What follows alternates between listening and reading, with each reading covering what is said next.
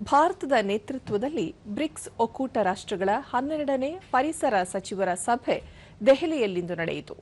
ಕೇಂದ್ರ ಪರಿಸರ, ಅರಣ್ಯ ಮತ್ತು ಹವಾಮಾನ ಬದಲಾವಣೆ ಸಚಿವ ಭೂಪೇಂದ್ರ ಯಾದವ್ ಸಭೆಯ ಅಧ್ಯಕ್ಷತೆ ವಹಿಸಿದ್ದರು. ಸ್ಥಿರತೆ, ನಾವೀನ್ಯತೆ, ಸಹಕಾರ ಮತ್ತು ಸುಸ್ಥಿರತೆಯ ನಿರ್ಮಾಣ ಎನ್ನುವ ಧ್ಯೇಯದೊಂದಿಗೆ ಈ ಬಾರಿಯ ಸಭೆಗಳನ್ನು ಆಯೋಜಿಸಲಾಗಿತ್ತು.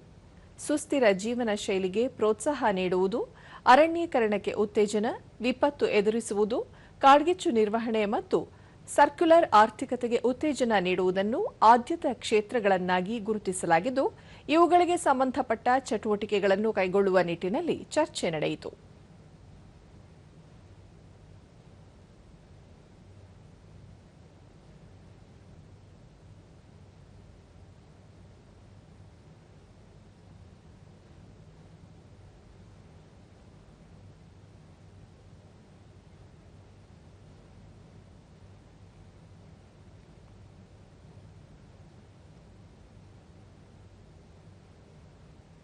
ಸಭೆಯಲ್ಲಿ ಮಾತನಾಡಿದ ಸಚಿವ ಭೂಪೇಂದ್ರ ಯಾದವ್, ಮಾನವೀಯತೆಗೆ ಮೊದಲ ಆದ್ಯತೆ ಎಂಬ ವಿಧಾನ ಅನುಸರಿಸಿ ಸುಸ್ಥಿರ ಭೂಗ್ರಹಕ್ಕಾಗಿ ನೀತಿ, ತಂತ್ರಜ್ಞಾನ ಮತ್ತು ಸಾರ್ವಜನಿಕ ಭಾಗವಹಿಸುವಿಕೆಯನ್ನು ಜೋಡಿಸುವುದು ಅಗತ್ಯವಾಗಿದೆ.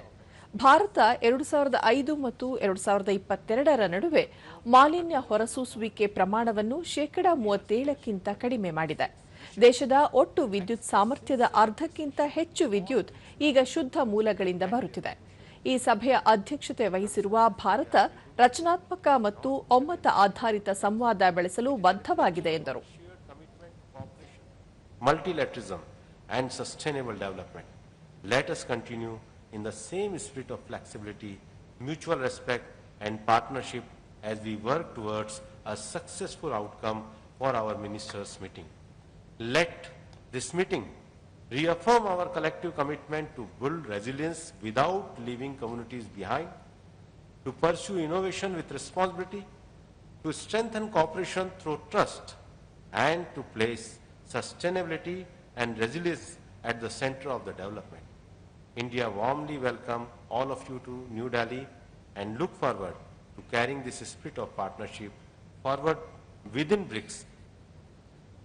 ಇದೇ ವೇಳೆ ಸಚಿವರು ಬ್ರಿಕ್ಸ್ ಪರಿಸರ ಕಾರ್ಯತಂಡ ಸಿದ್ಧಪಡಿಸಿದ 4 ಜ್ಞಾನ ಸಂಕಲನಗಳನ್ನು ಅನಾವರಣಗೊಳಿಸಿದರು.